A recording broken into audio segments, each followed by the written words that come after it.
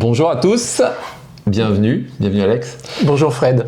On est là pour répondre à vos questions sur notre futur jeu Seconde Guerre mondiale. Donc on va essayer de répondre à pas mal de questions. Hein. Tout à fait. Tu vas répondre, moi je vais te regarder, je vais t'écouter surtout. On va poser un certain nombre de questions. Ça tous les deux. Écoutez, on est parti. Donc la première chose, on va parler du nom du jeu. Parce que vous êtes déjà parti à l'appeler V for Victory, mais il y a deux sens au nom du jeu. Il y a deux sens en effet, parce que naturellement on voit V for Victory, et puis ça fait sens pour un jeu qui va se situer durant la Deuxième Guerre mondiale. Mais pour autant on pourrait lire 5 ou 5 pour la victoire, for Victory. 5 for Victory, oui. Et bon, vous comprendrez un peu plus tard pourquoi ça peut être 5 for Victory aussi. Et donc, donc le jeu peut avoir deux noms. Hein. Exactement. Vous l'appellerez comme vous voudrez. Voilà. L'essentiel, c'est de se mettre d'accord. Voilà, exactement. Donc après ça, on va commencer par le format du jeu. Oui, c'est ça. Donc on est sur un format de jeu de figurines en 28 mm où globalement une figurine représente un soldat. Et nous allons jouer sur une aire de jeu qui va être d'une taille de 120 cm par 120 cm. 4x4 pour les Anglais. Et à partir de là, vous allez déployer une force de combat qui représente une section, c'est-à-dire à peu près une trentaine de figurines. Ouais, plus quelques véhicules. Donc, c'est un jeu d'escarmouche, ça reste un jeu d'escarmouche, même s'il y a une trentaine de figurines. C'est le format un peu de ce qui se fait dans les autres règles, hein, oui, approximativement. C'est pas du tout un jeu à la Congo, c'est pas du tout un jeu à la saga. Ça n'a rien à voir avec Mousquet et Tomahawk. Enfin, c'est pas que ça n'a rien à voir, mais il y a des choses qui sont reprises dans Congo, il y a des choses qui sont reprises dans Mousquet et Tomahawk. Saga, pas du tout. Donc c'est un mix d'un peu de ces règles-là. C'est pas un jeu, c'est un jeu plus historique quand même, un peu plus penché sur l'histoire et un peu plus proche de la réalité, même si ça représente pas la réalité, parce qu'en jeu on peut pas représenter la réalité. Donc voilà. Il y a un équilibre en effet dans le jeu, nous semble-t-il, entre la jouabilité et la simulation à outrance. Voilà, c'est ça. C'est un peu de la simulation, mais simple, ça reste simple. Le jeu reste simple en tout cas, abordable. Toutes les démos qu'on a fait, tous les gens qu'on a fait jouer, au bout de quelques tours, ils avaient compris, ils pouvaient jouer tout seuls sans problème, quoi. Donc voilà, à part le format, qu'est-ce qu'il y a besoin, qu'est-ce qu'on a besoin pour jouer? On a besoin d'un jeu de cartes. Oui, c'est un jeu qui va nous permettre d'activer les unités. Chaque joueur va avoir en effet 7 cartes en main qui vont lui permettre d'avoir un duel d'initiative avec son adversaire pour savoir qui va commencer à activer une de ses unités, et à partir de la carte jouée il va pouvoir déclencher un certain nombre d'ordres, sachant que chaque unité sur le terrain aura 2 actions par tour de jeu. Et à partir des cartes qui sont jouées, elle pourra faire un certain nombre d'actions en fonction des choix faits par les joueurs.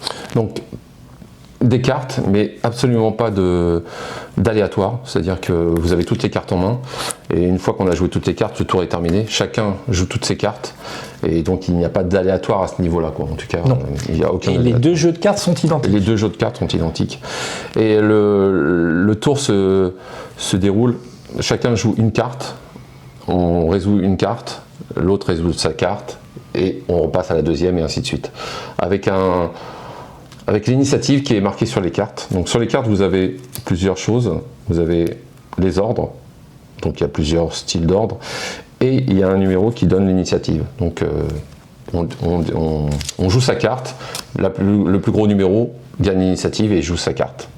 Donc, et après l'autre joue sa carte, et on passe à la deuxième carte, et ainsi de suite, jusqu'à la fin du tour. Voilà. Quand on a épuisé les 7 cartes, le tour est terminé et on entame un nouveau tour avec, en reconstituant son paquet de cartes pour de nouvelles actions.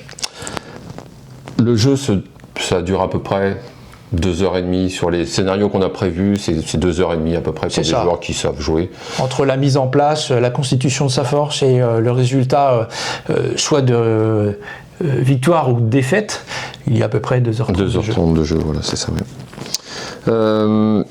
Au niveau de l'organisation des troupes,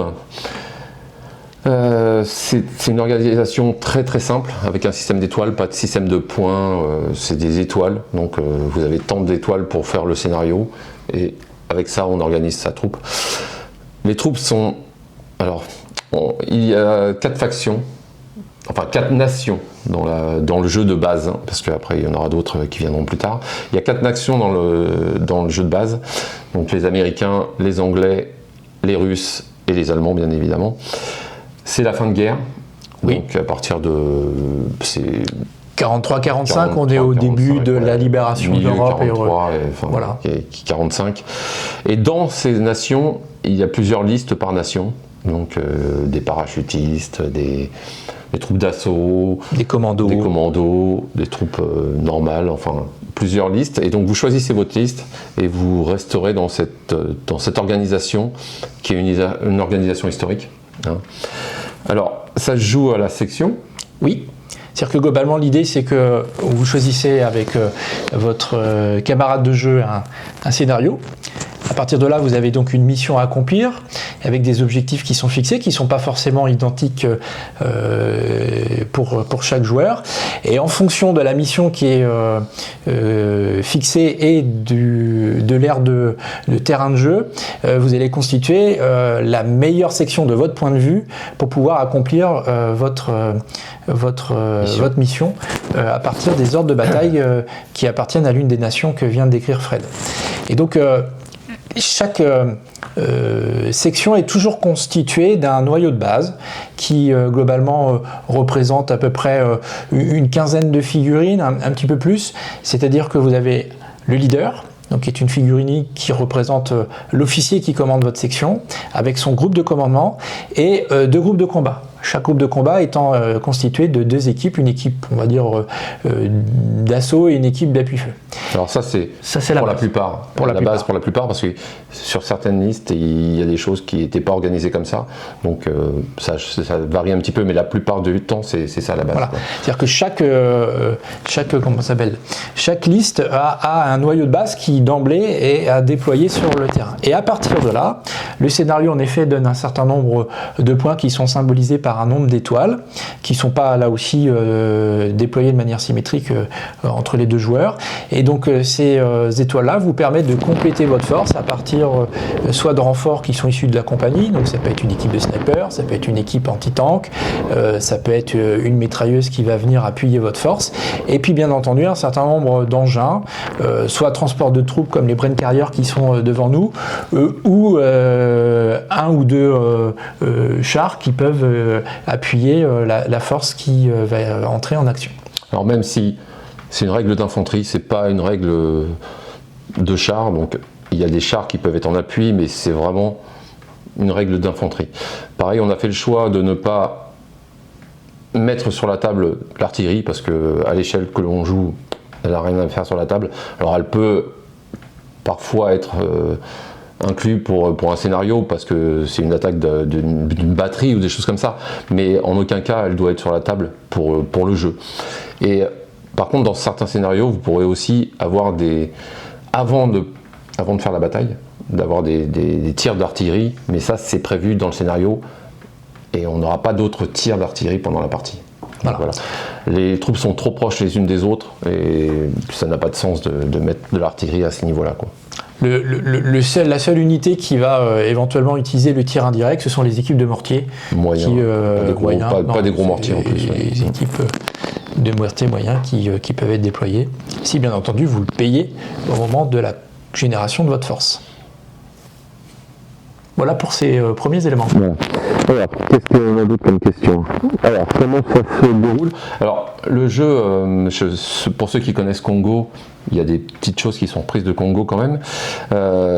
C'est les dés. Oui. Parce qu'on a 3 systèmes de dés. Enfin, on a 3 dés dans le système. On a des D6, des D8 et des D10. C'est ça.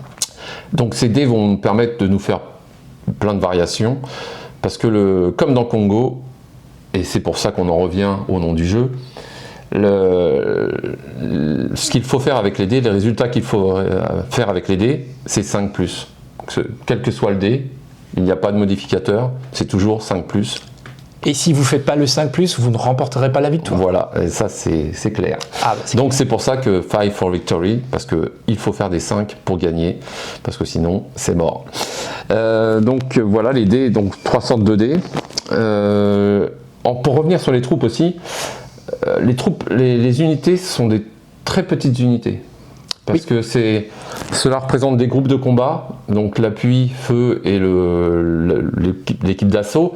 Donc dans les organisations véridiques, c'est à peu près entre 4, suivant les armées, mais entre 4 et 5-6 figurines par unité, par groupe.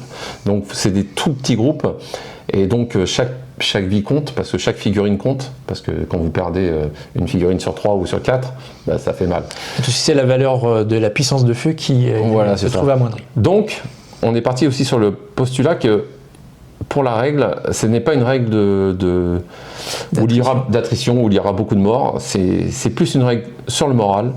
Donc vous aurez du mal à faire des morts, alors ça arrive, parce que le hasard par contre lui il est bien dans les dés, ça c'est sûr. C'est pas une règle d'attrition, c'est une règle qui joue sur le moral, donc c'est à dire que souvent vos unités vont partir parce qu'elles n'ont plus le moral plutôt que parce qu'elles vont être détruites au tir.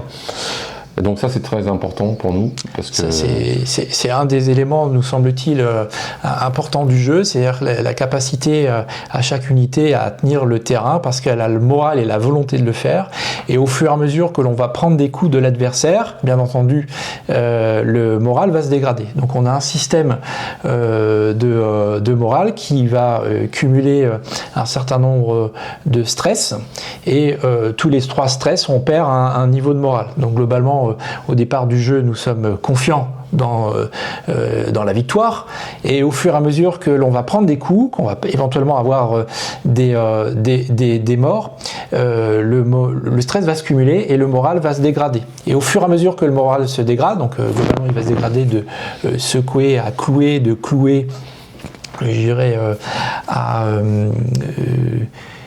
j'ai perdu mon mot.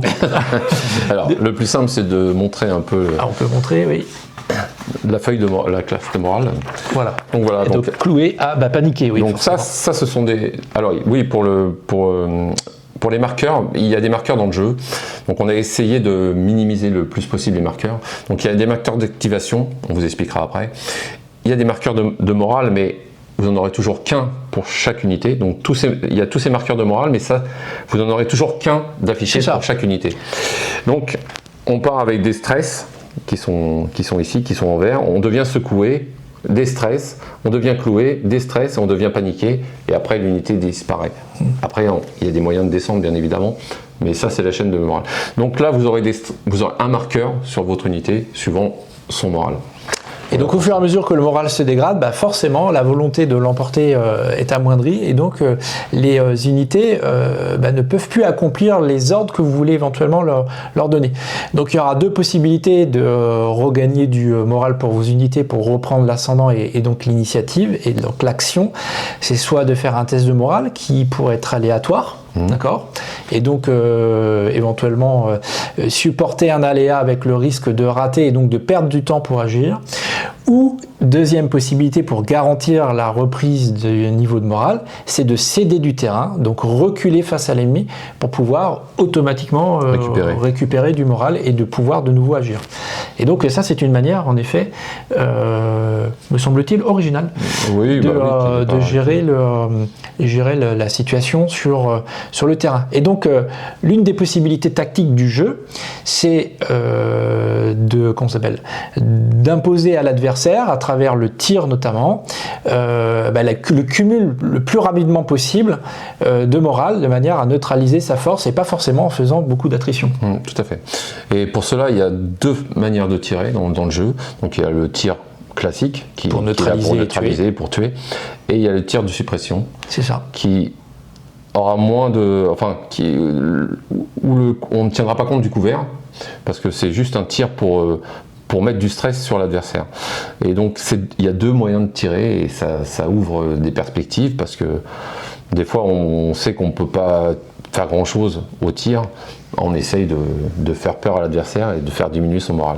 On peut imaginer en effet qu'une unité qui tient une ligne défensive derrière un bocage qui va entraîner beaucoup de malus pour le tireur, va être difficile à déloger.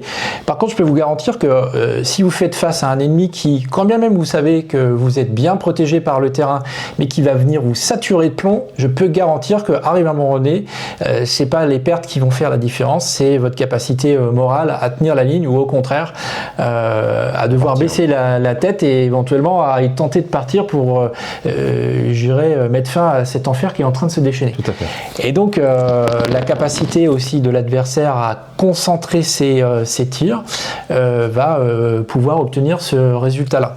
Bon, si c'est un bon tacticien, bien entendu. Voilà, donc ça c'est une spécificité aussi du jeu qui amène de la tactique, qui amène du choix aussi. Est-ce que je fais un tir normal? Est-ce que je fais un tir de suppression? Voilà, vous avez encore du choix. Le jeu est basé sur le choix. Vous avez le choix des cartes, vous avez le choix de qu'est-ce que je fais, est-ce que je tire, bien sûr, est-ce que je bouge, bien évidemment.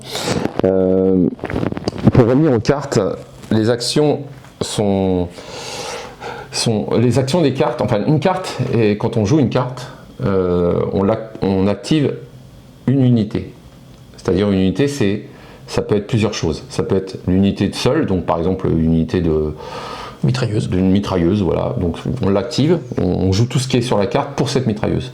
Ça peut être un groupe, parce que les unités peuvent être regroupées en groupes. Quand c'est une section, enfin pas une section, non, quand c'est un groupe de combat. C'est un groupe de combat, voilà. Il y a deux équipes dans le groupe de combat. Il y a deux équipes dans le groupe de combat, donc vous jouez cette carte sur le groupe entier si elles sont à une distance raisonnable. Et après, il y a l'officier qui lui peut aussi donner des actions aux troupes qui sont autour de lui. Donc ça, il joue cette carte pour donner des actions autour de lui. Mais on ne peut pas jouer une carte pour dire je joue cette section, enfin cette unité plus cette unité. C'est pas possible. Donc c'est pour ça qu'il faut gérer ces cartes et c'est ça le sel du jeu, quoi. C'est ça qui fait la tactique et c'est ça qui vous oblige à réfléchir. Exactement. Et c'est-à-dire que globalement, on peut, si on est mal organisé en tant que leader, on ne pourra pas tout commander parce qu'on n'a pas très bien organisé son tour de jeu. Voilà, on n'a pas assez et donc il n'y a pas assez de cartes et il n'y a pas assez en effet d'ordre à distribuer pour pouvoir être efficace entre les actions de mouvement, les actions de tir, etc. Alors une chose aussi qui est différente de pas mal de jeux, c'est que au début du tour, toutes les unités n'ont pas été activées du coup puisqu'on débute le tour et elles peuvent tous s'activer en réaction, enfin oui, pas toutes en même temps, mais elles peuvent toutes, tant qu'elles n'ont pas été activées, elles peuvent réagir à ce que fait l'ennemi. C'est-à-dire que même si vous n'avez pas mis de pion, comme certains jeux où il faut prévoir une action pour pouvoir répondre, là, toutes les unités qui n'ont pas été désactivées, donc qui n'ont pas joué leurs 2 actions par tour, peuvent être activées en réponse d'un mouvement ou d'un tir de l'ennemi. Je crois que Fred, on a été victime de la même maladie depuis qu'on joue aux figurines, c'est-à-dire qu'il était toujours désagréable de voir son adversaire agir devant les fusils ou les canons de ses fusils et de ne pas pouvoir jouer parce que soit on ne l'avait pas prévu, parce que la règle ne le prévoyait pas, etc. Par définition, dans le jeu ici, toutes les unités qui ne sont pas désactivées, c'est-à-dire qui n'ont pas joué leurs 2 actions dans le tour, sont en permanence en vigilance. Et elles peuvent en effet réagir à un adversaire qui est en train de se déplacer face à ses lignes de mire, ou éventuellement réagir à un tir qui vient de se déclencher, y compris pour appuyer une unité amie à côté. Et donc ça, c'est une des spécificités de ce jeu. Et ce qui apporte aussi, pour combler notre frustration depuis des années. Ce qui apporte quelque chose aussi, c'est que malgré qu'on n'ait pas des cartes pour faire tout ce qu'on veut pendant un tour, on peut aussi gérer des unités en disant voilà, celle-là va faire ça, donc j'ai pas besoin de carte. Elle va réagir, donc j'ai pas besoin de carte pour réagir. Exactement. Et là, du coup, on peut créer des situations tactiques, c'est-à-dire que globalement, je peux prévoir une unité qui va se préparer, par exemple, à aller sur un combat rapproché quelque part, et pour éviter que celle-ci soit gênée par l'action de l'ennemi, je peux mettre une unité en appui à côté, qui globalement, pour l'instant, n'a pas été activée, mais qui pourra toujours réagir pour protéger l'unité qui est en train de se préparer, par exemple, pour aller à un assaut. Et donc, en effet, C'est une manière de gérer tactiquement toutes ces unités pour pouvoir être le plus efficace possible. Donc en parlant justement des activations, donc on va parler un petit peu du matériel aussi après, mais une unité donc a 2 actions par tour. Donc nous, ce qu'on fait, on joue avec des marqueurs, un marqueur qui est à 2 couleurs. Donc première activation, une fois qu'on active cette unité, on met le premier marqueur et elle fait sa deuxième activation, on retourne le marqueur et celle-ci ne peut plus être activée, donc ne peut plus répondre à un mouvement ou un tir ennemi, elle ne peut plus rien faire du tour.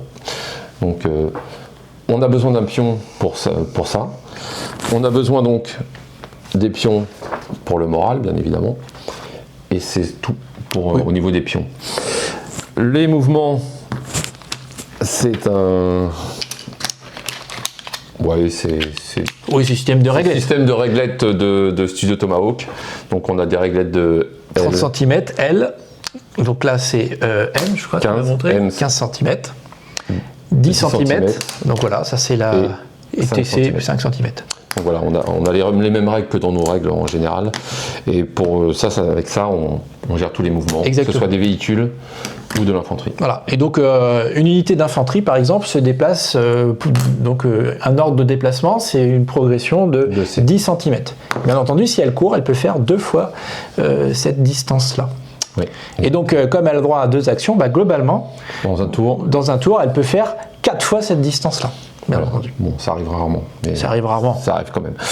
Disons que globalement, en général, on est rattrapé par le fusil de l'adversaire. Donc, celui qui court 4 fois cette distance-là, c'est que globalement, il est dans une zone un peu safe. C'est ça. Donc, du coup, on a les marqueurs d'activation, les marqueurs de morale, les cartes pour activer ces unités et les réglettes. Voilà ce qu'il faut comme matériel de base pour jouer. Les réglettes, c'est assez important, surtout pour les déplacements des véhicules. On ne va pas rentrer ce soir dans ça parce que c'est une spécificité aussi, mais on ne va pas rentrer dans ça. Mais c'est important, les réglettes, qu'elles soient comme ça, avec un angle de 45, ça sert pour tout ce qui est déplacement. Voilà. Je dirais, sans rentrer dans le détail, globalement, moi, la sensation que j'ai, c'est que quand je déplace un véhicule sur le terrain, j'ai l'impression de le piloter. Ouais, c'est pas juste bouger. C'est pas juste bouger de 30 cm d'un endroit à un autre. C'est-à-dire que, globalement, il y a le jeu de réglettes qui fait que j'ai vraiment l'impression de piloter mon engin. Ouais. Autre spécificité qui est aussi dans une autre règle du Studio Tomahawk, c'est Mousquet Tomahawk, c'est le repérage. Parce que en général, dans les jeux de figurines, tout le monde voit tout le monde. Oui. Dès qu'on le voit sur la table, on le voit. Et chez nous, c'est pas ça. Chez nous, il y a une table de repérage qui permet de savoir si votre unité, même si on voit sur la table la figurine, voit la figurine, savoir si elle la voit vraiment. Parce que la figurine peut ne pas avoir bougé, être camouflée, être cachée derrière un mur, accroupie, enfin plein de choses, plein de raisons. Ça représente un peu ce qu'on appelle le brouillard de la guerre. Voilà, c'est-à-dire que globalement, c'est vrai que nos jeux sont modélisés à travers ces beaux décors et ces belles figurines, mais que l'omniscience du joueur qui lui domine tout et qui a tous les renseignements pour pouvoir agir, ce n'est pas le cas des gars qui sont on the ground, au sol. Et donc, pour simuler ça, en effet, nous avons une table de repérage qui fait que globalement, plus il y a d'obstacles entre l'observateur et la cible que je veux acquérir, moins il y a des chances éventuellement de la détecter. Et que pour pouvoir éventuellement lui tirer dessus, il faut d'abord en effet que, au-delà du fait qu'elle soit visible, que j'arrive à la repérer. Et c'est ce que représente cette table de repérage. Voilà, quoi dire d'autre ? Que globalement, j'ai bien hâte que ça sorte. Que ça sorte pour qu'on puisse avoir le retour des joueurs. On va reprendre un peu vos questions. On va reprendre vos questions pour être sûr de pas passer à côté de certaines questions.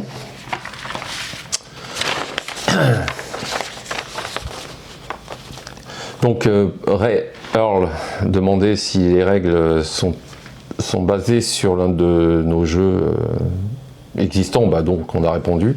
Il y a des petites choses qui il y a des choses qui sont inspirées, oui. Qui sont inspirées, mais c'est pas du tout globalement, le même genre de jeu. C'est un jeu complètement original. Même si le système 2D est le même que Congo, même si les cartes, ça ressemble à Congo, ça n'a rien à voir. Non, Congo, c'est un jeu beaucoup plus fun, beaucoup plus... Là, c'est plus tactique, beaucoup plus fin quand même. Grégory Reich nous demande, y a-t-il possibilité d'utiliser des figurines de Dust 1947 ?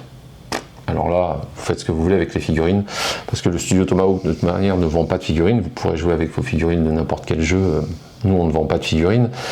Donc après, je connais pas trop les figurines de Dust. Oui, alors après, il y a des choses un peu fantastiques dans Dust, je crois. Oui, mais pas au niveau de l'infanterie. Ah oui, sauf si c'est... Voilà. Enfin bon, ça, voilà. À quoi ressemble une compo type ? On en a parlé. Voilà, une compo type, voilà. C'est basé sur l'historique, donc... Globalement, c'est une section de combat, c'est à peu près une trentaine de figurines, 2 à 3 véhicules en fonction du scénario, et vous avez votre force soit à l'attaque, soit en défense. Jess qui nous demande aussi quel est le niveau de difficulté de cette règle. Combien de pages ? Alors là, les pages, on ne sait pas encore. Le niveau de difficulté, apprendre à jouer, c'est assez simple.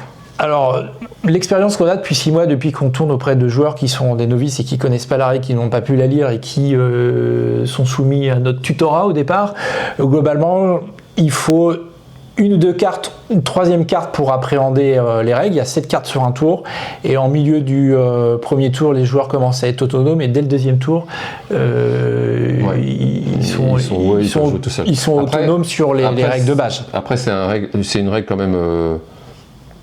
où il faut réfléchir, où il faut faire des bons choix, et vous pouvez jouer assez facilement, oui. C'est assez simple. C'est comme Saga, Saga c'est assez simple dans ses mécanismes. Pour jouer dans les mécanismes. Mais après, bien jouer et bien appréhender la règle. Tactiquement, il y a une petite courbe d'apprentissage parce que globalement, mal s'organiser sur la distribution de ses ordres, mal s'organiser sur la manière dont on se déploie les uns par rapport aux autres, font que arrivé à un moment donné, vous allez être confronté à un problème, soit pas assez de cartes pour les commander, soit pas assez d'efficacité parce que vous n'avez pas pu concentrer vos efforts, et donc du coup vous allez apprendre vos erreurs, et les meilleures leçons sont celles données par l'ennemi, elles vous coûteront cher, c'est tout. Un joueur qui joue depuis longtemps aura certainement souvent l'avantage sur un débutant, bien évidemment, mais après ça se rattrape vite, il suffit de jouer. C'est ça, et puis voilà. Et qu'il en mette forme. Alors, est-ce qu'on peut jouer en 72e ? Alors nous, on joue qu'au 28 mm, mais après, je pense qu'on peut jouer au 72e, il n'y a pas de problème. Non, ça, 20 mm, 15 mm. La seule chose 15 qu'il faut mm, savoir... on peut le faire aussi. Après, on ne change rien sur le jeu. Par contre, il faut que ce soit des figurines individuelles. Individuellement soclées, oui. Bien évidemment, il y a les pertes et ainsi de suite. Et que globalement, une figurine représente un homme, un soldat, donc il faut cette contrainte-là. Alors, Franck Garibaldi nous demande, est-ce plus simple que Bolt Action ? Et la différence avec celui-ci ? Bon, la différence, je pense que tu l'auras vu par ce qu'on a expliqué. Est-ce plus simple ? Non, c'est pas plus simple, parce que Bolt Action, pour moi, il n'y a pas plus simple. C'est un jeu qui est très bien, qui est très simple et qui, voilà. Jouabilité, ludique, mais moi, globalement, quand on me pose cette question-là, j'ai tendance à répondre de la manière suivante, c'est-à-dire que globalement, un jeu de figurines comme un wargame, c'est l'équilibre entre de la jouabilité, pas forcément de la simplicité, mais entre jouabilité et simulation. Et que les auteurs, que ce soit Bolt Action, Rules of Engagement, celui-ci, c'est un choix des auteurs qui est fait entre ces deux paramètres-là, me semble-t-il. Bon, celui-ci, si je devais le caractériser par rapport à un Bolt Action, il a un côté simulation un petit peu plus importante qui permet d'avoir une finesse, me semble-t-il, tactique différente. Voilà. Je pense qu'il y a des joueurs qui n'adhéreront pas à notre jeu, qui jouent à Bolt Action parce que ça leur convient très bien, et il y a d'autres joueurs qui jouent à Bolt Action parce que il n'y a pas plus grand chose d'autre maintenant, à cette échelle en tout cas, et qui adoreront ce système parce que c'est plus fin et plus tactique. Poussé, voilà, c'est ça. Mais voilà, il faut tout pour jouer. Qu'est-ce qu'il y a d'autre ? Alors, Chris Solar, y aura-t-il des gains d'expérience pour faire des parties à suivre? Pas dans le livre de base en tout cas. Non, pour l'instant c'est pas prévu. Alors Noël Pascal Martin, est-ce que le système sera applicable à des tournois?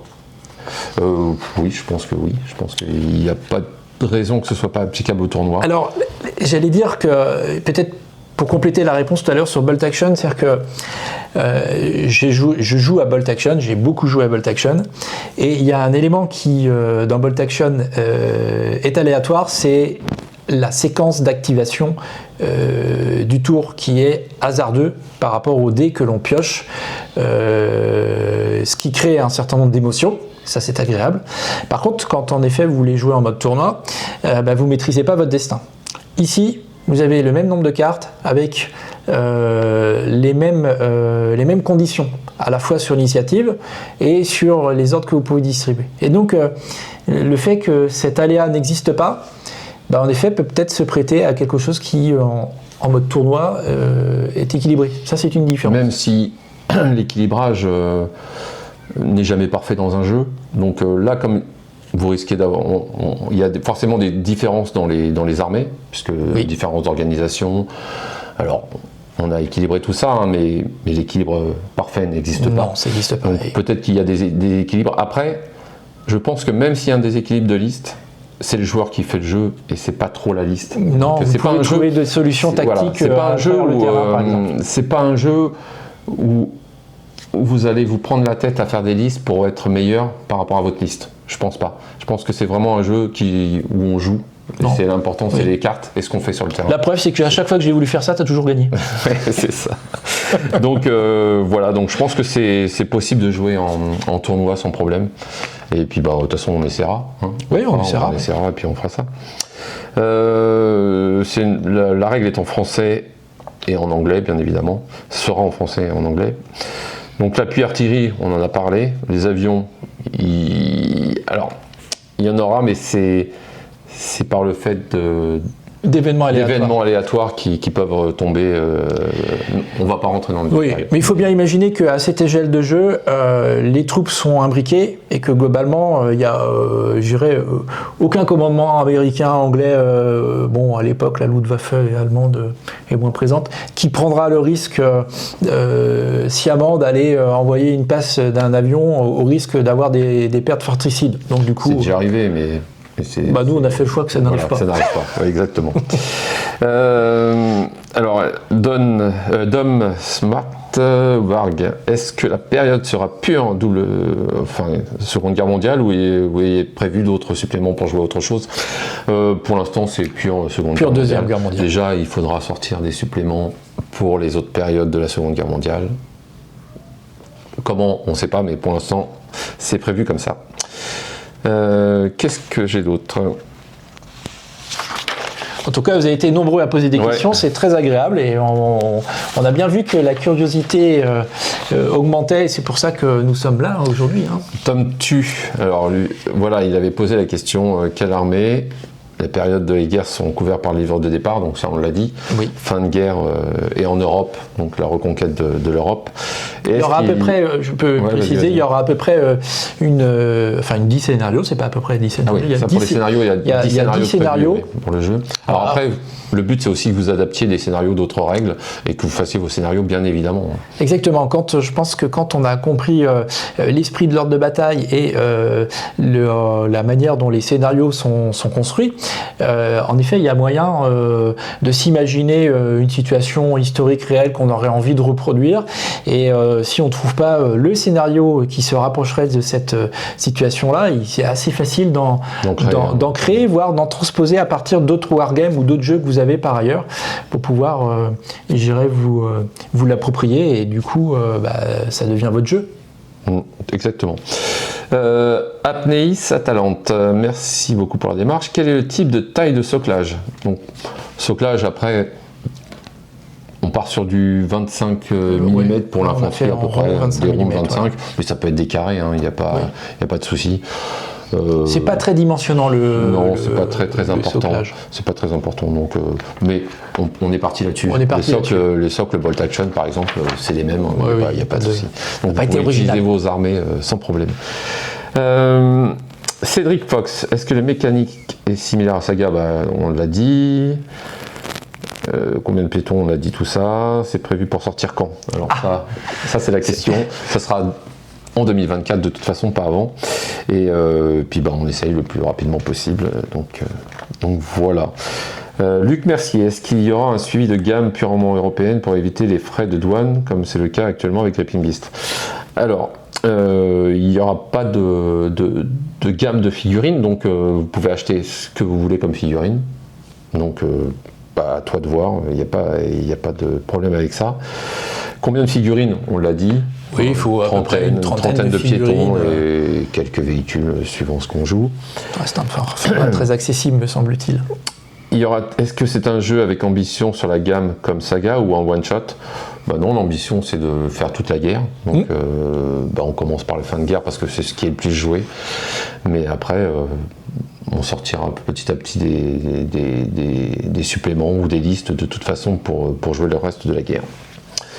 Le jeu est-il porté sur l'équilibrage entre les factions ou sur le narratif? C'est plus sur l'équilibrage quand même. Oui, alors après, à travers les scénarios, le scénario est un peu c'est un peu narratif. Oui. Si je prends Opération Eau, oui. Quand il s'agit de conquérir un point d'eau pour pouvoir survivre, il me semble qu'on se raconte bien l'histoire et on a quelques souvenirs, Fred. Tout à fait, exactement. Oui. Et t'étais à sec. J'étais à sec, oui. J'ai encore voulu gagner, puis j'ai perdu. Voilà, qu'est-ce que j'ai d'autre? Alors, Dan Harwood, existe-t-il un système de construction d'armées granulaire, personne par personne, ou s'agit-il d'une section platoon avec une composition spécifique? Ça, on a répondu aussi. Là, c'est très spécifique. Alors, la seule chose qui, éventuellement, on peut préciser, c'est que, je vais prendre l'exemple d'un groupe de combat qui va être constitué autour de 2 équipes, par exemple, comme chez les Anglais. En admettant que l'équipe d'assaut soit 6 figurines, c'est-à-dire qu'on n'a pas forcément tous les effectifs de départ. On n'a jamais tous les effectifs de départ, ce qui représente une sorte d'attrition du moment du déploiement. Mais vous pouvez toujours racheter des renforts pour pouvoir compléter vos effectifs. Donc, en effet, c'est préconstitué. Mais il y a quand même ça. Il y a quand même des petites choses dans les petits chromes pour. Même pour l'armement. On peut dépenser des étoiles pour acheter des équipements en plus ou des choses comme ça. Ou pour changer des armes, d'ailleurs que certains fusils sont troqués contre des pistolets mitrailleurs, etc. Donc oui, il y a du chrome comme ça. Donc ça rejoint un petit peu cette question-là, mais pas aussi détaillée.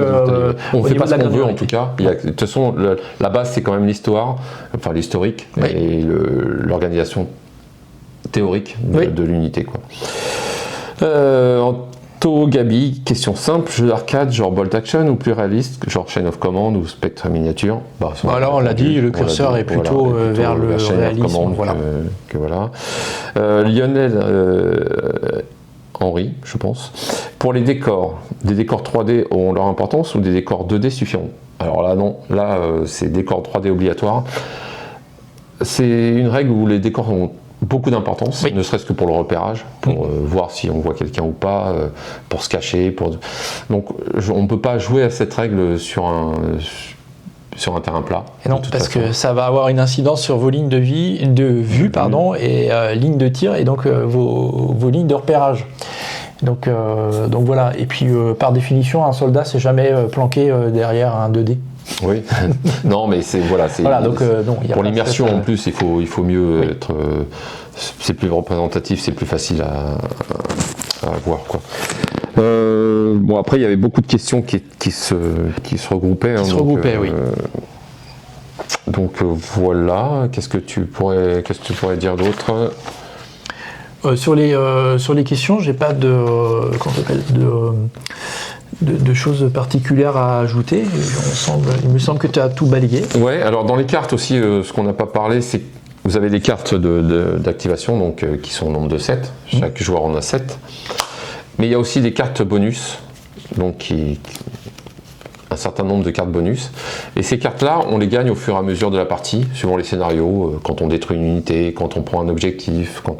Et ça apporte du bonus qu'on peut jouer C'est une carte qu'on peut jouer quand on active son unité, ou quand on se défend, ou quand on fait un tir, quand on teste le moral, enfin peu importe. Ça va permettre par exemple de rajouter un certain nombre d'ordres sur la carte que vous jouez, ça peut permettre de relancer un dé que vous avez dont le résultat ne convient pas, c'est-à-dire qu'il n'a pas obtenu un 5+, et donc du coup ça vous permettrait de le relancer. Ça peut éventuellement, face à une perte, représenter l'appel à un médic qui éventuellement sur un jet de dés va pouvoir sauver la perte que vous êtes en train de subir, etc., etc. Donc là, ça va rajouter un peu de chrome, et la manière dont vous allez l'acquérir va dépendre du scénario. Ça peut être lorsque vous détruisez un adversaire, ça peut être lorsque vous accomplissez un objectif, ça peut être dans le temps, au fur et à mesure que le temps passe, on va acquérir des cartes bonus. Donc c'est vraiment lié au scénario, et ça rajoute un peu de chrome et de chaos par rapport à l'adversaire, parce que vous allez forcément déclencher des choses à laquelle il ne s'attend pas, et donc ça c'est un bon rajout. T'as bien fait d'en parler, Fred. Voilà, bah écoutez, quoi dire d'autre? Il y a plein de choses à dire, mais, oui, c'est une première vidéo. On peut pas tout dire sur une vidéo comme ça. D'ailleurs qu'on a fait comme ça, comme si c'était un live. Hein. Oui. Donc on coupe pas. Non. Donc, écoutez, on a certainement oublié des choses. On a parlé comme vous avez écrit vos questions au fur et à mesure. Donc voilà. Donc j'espère que ça vous ira.